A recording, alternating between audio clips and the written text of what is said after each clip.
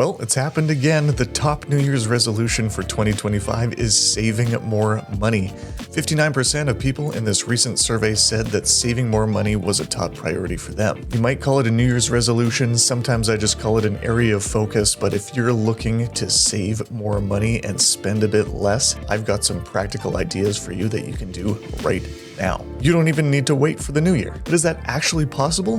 Yeah, because I've actually done most of these things myself already in the last 2 weeks. These are small things that'll have a big impact on your savings for the next year. So if you want to spend less, invest more, and cover your New Year's resolution before the new year even gets here, stick around for this episode of the Canadian Money Roadmap Podcast. All right, like I said in the intro, these are some of the things that I've done already myself to improve my finances for the next year. They're little things, but I was able to do it in such a way that I'm going to be able to save more cash and invest more next year. And so let's get right into number one. The first one is finding a regular expense for a necessity and trying to find a cheaper version of it. So just reducing a regular expense for necessities. The way that I was able to do this is take a look at my phone bill a little bit closer. I was with one of the big carriers, and as you would expect, we pay the highest rate for data pretty much anywhere in the world. Last I looked, Canada, we just overpay for this stuff like crazy. And the plan type that I was on, along with my wife, was this goofy plan where every 2 years you get a new phone. I like tech, I like gadgets and whatever, but this was something that I realized that I don't really need anymore. The incremental benefit of a new phone is smaller and smaller and smaller every year. And I thought I can probably get pretty good value out of the phone that I already have. So I don't want to be stuck in this plan that charges me more every time I renew, every 2 years. Yes, you get a new phone, but you're locked into this contract where you're paying tons of money every month. And it looked like the new contract that I would have to sign is going to be more and more expensive. So with the phones that we were paying off essentially with taxes and everything, our phone bill was over $238 a month. I thought, this is crazy. So we took a not so long look at alternatives and we moved over to Public Mobile. I'm not sponsored by them. This isn't sponsored or anything like that. They just have cheap phone plans if you have a phone already. And I was able to get double the data and have data coverage in more places. So in Canada, the US, and Mexico, plus unlimited calling and all the features that come along with a phone plan that you'd expect in 2024 for $35 a month. So instead of paying $238, and it was going to be more when we renewed here in December, we were able to bring our phone bill down to about $75 with tax. So we're saving a significant amount of money just on a phone bill. You need a phone, I get it, but you can shop around. I know this sounds crazy and many of you are already shopping around for this, but it's so easy to get caught up in, I don't know if this is momentum or inertia, but it's just like the consistency of doing the same thing over and over again without really realizing that you might be overpaying for something that's just become a normal part of your life. So this could be your phone bill, this could be internet, this could be groceries in theory. And this was, for those of you who have been listening to the podcast for a while, this was one of my areas of focus for 2024, was to try to bring down that grocery bill.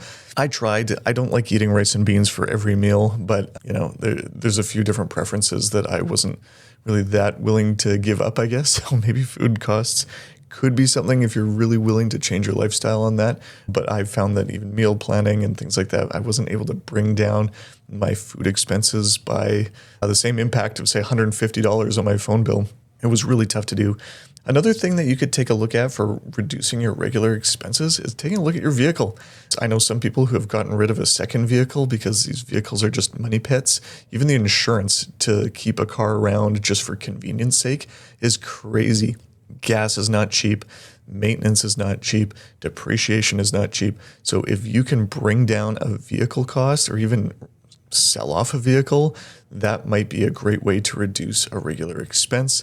If you have a car loan and your interest is really high on that car loan, consider paying off some or all of the loan so that you don't have that high interest cost. So many people neglect to consider the interest cost on purchasing a vehicle, and it can be really, really expensive in addition to the depreciation, the gas, the maintenance, and everything that goes into that. So the impact here on reducing a regular expense that I needed for a necessity, so in this case, a phone bill, I was able to take that $150 and immediately I went over to my Tangerine account and I increased my automatic savings that goes into my Tangerine savings by $150 every month starting in January, because that is the time period that was kind of overlapping between when the contract ended and the new one is starting. So in January, I'm going to be saving that $150 towards perhaps the new phone that I'm no longer financing.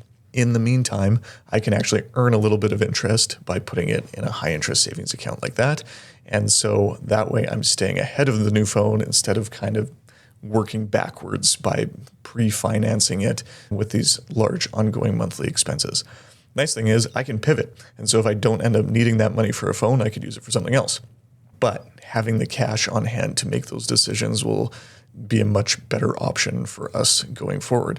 Another thing you could do is if you have debt or high interest debt, kind of like I talked about with the vehicle, you could use that savings to increase your debt repayment.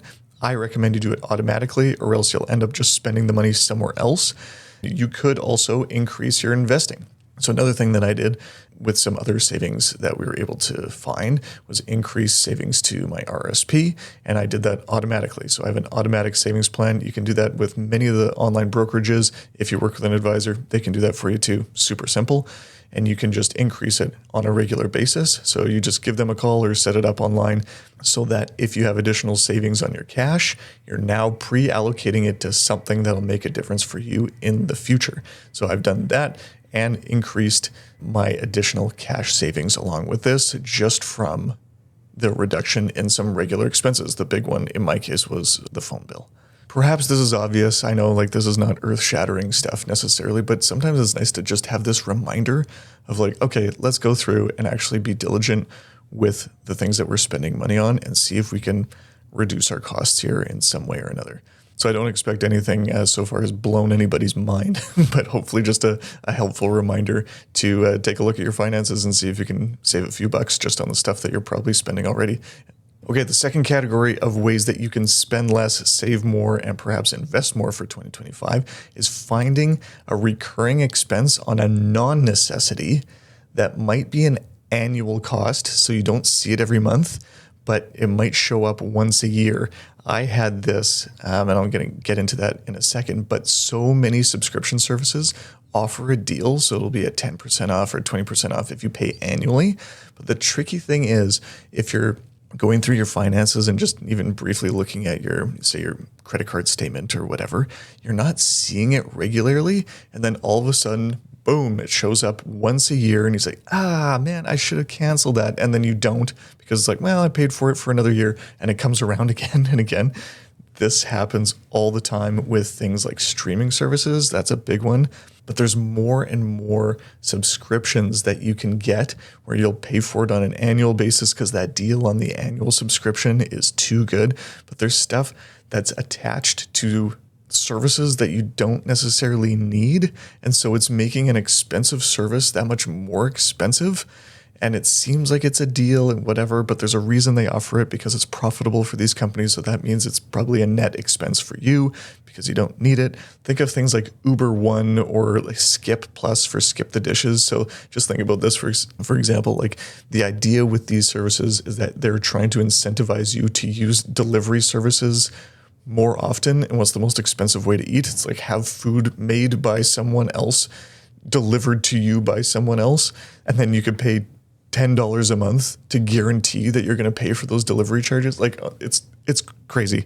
Sure, maybe if your lifestyle allows for this, there could be some cost savings there, but don't fool yourself.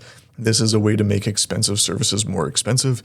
And if you're paying annually, have a hard look at those and see if that is a realistic expense that you need to be incurring. In my case here, I use DocuSign and I realized that we have a corporate tech package essentially for all the different things that we need for day to day. And I was using DocuSign previously to that, and I was paying for it annually. And so essentially I have now two versions of DocuSign. One that I'm paying for as part of my fees that I was already paying, but another one that I pay on top of that I wasn't using. And that was costing me over $500 a year. And so I was paying for this elsewhere.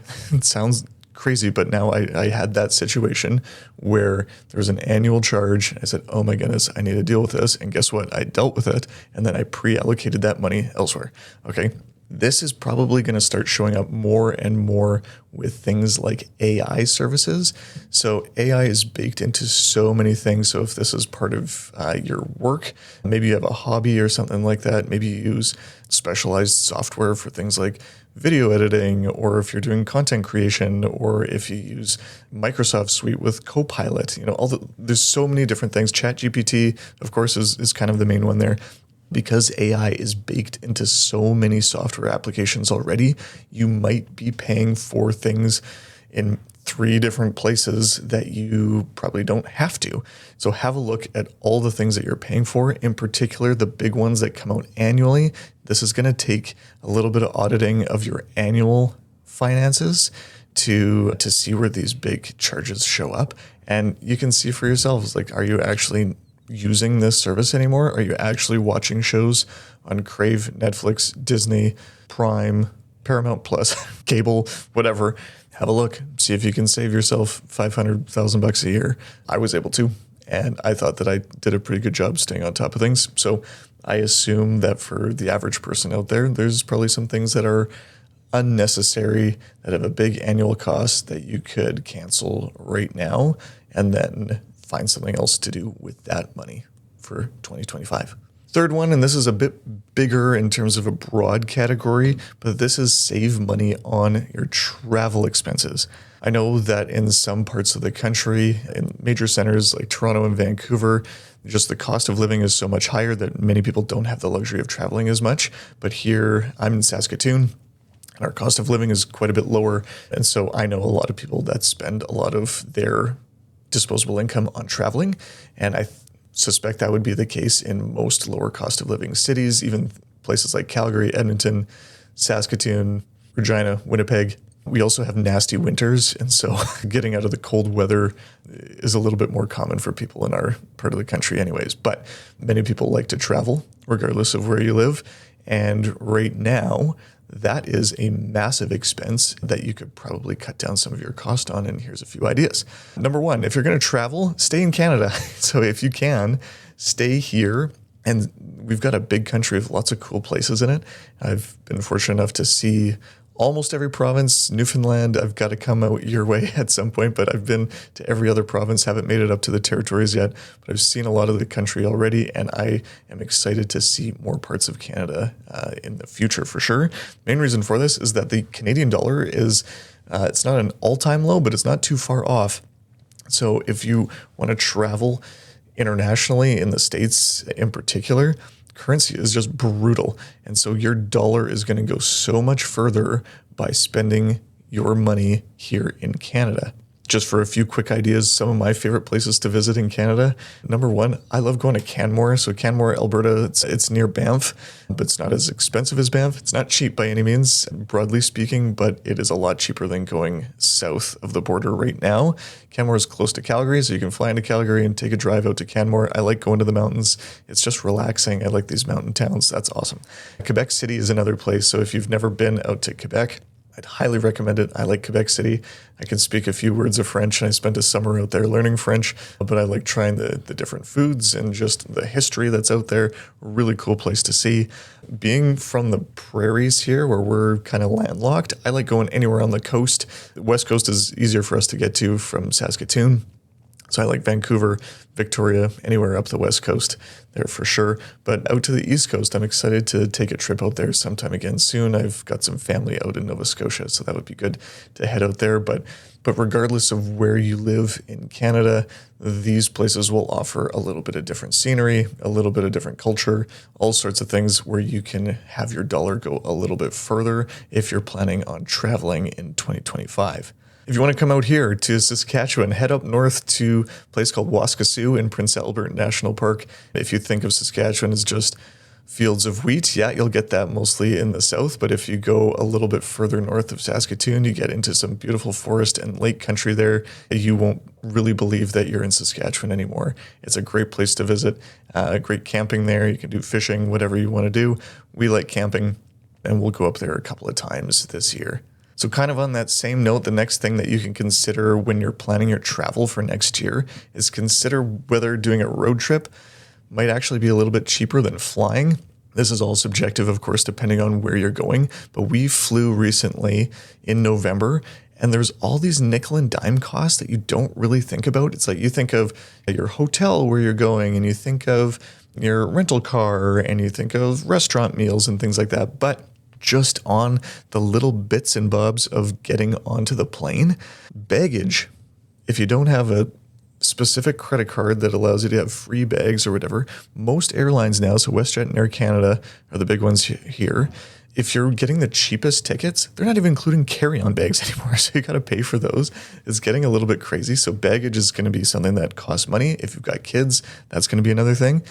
Transportation to and from the airport. So if you want to take a cab, you don't want to leave your vehicle at the airport.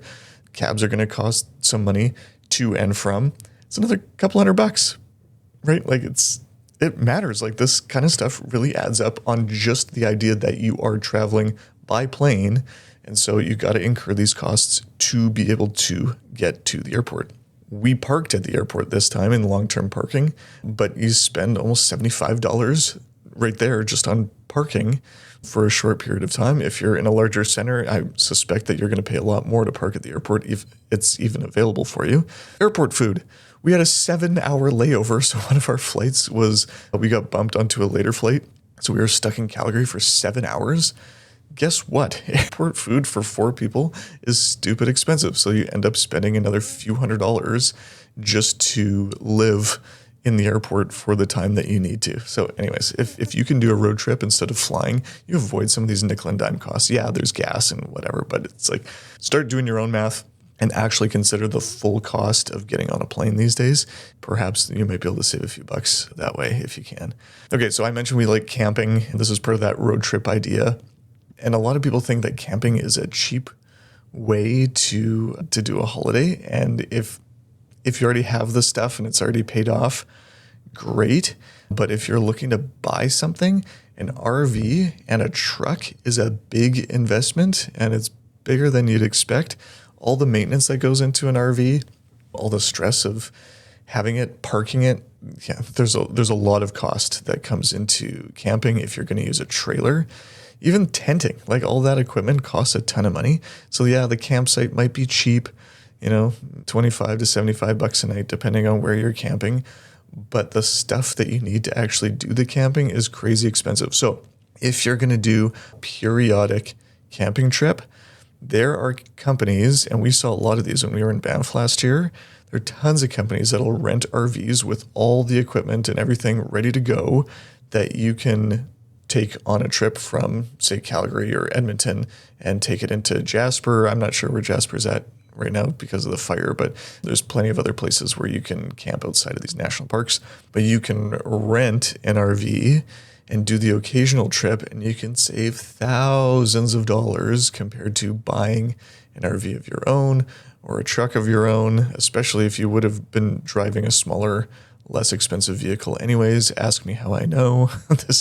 We decided to buy a camper, and we're on our second tow vehicle already. So do as I say, not as I do, if you're looking to save money on traveling. Finally, I mentioned going to the US and how the currency is a little bit nasty right now. So one thing that you can do is this idea of dollar cost averaging for saving for your next trip. So if you're doing the Disney trip, no, you can't do Disney in Toronto, unfortunately. But if you're going to do Disney down in Orlando or California, and you've got that trip coming up, I would recommend that you just save regularly in US dollars. Yeah, it's a brutal time right now. Can it get worse? Absolutely. Will it? I don't know. And so you can spread out that risk of currency specifically by doing your saving for that vacation in US dollars. Most banks will have a US dollar account that you can set up. Mine is free.